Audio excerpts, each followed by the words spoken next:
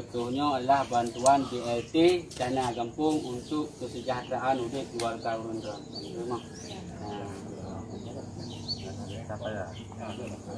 Alhamdulillah berkah BLT dana desa akan mengurangi beban hidup kamu.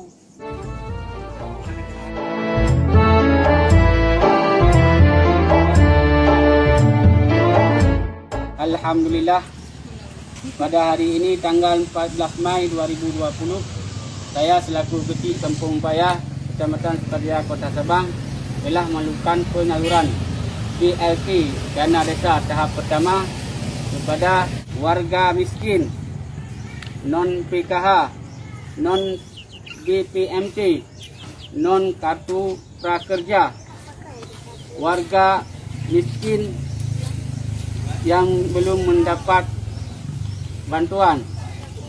Alhamdulillah, berkat bantuan BLT dan desa Kampung Payah akan meringankan beban hidup kamu.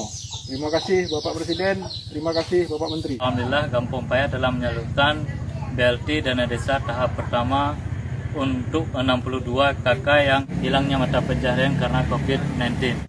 Mekanisme penyaluran ini dilakukan dengan cara cash tunai, yaitu dengan mengunjungi kepada penerima manfaat BLT dana desa tersebut.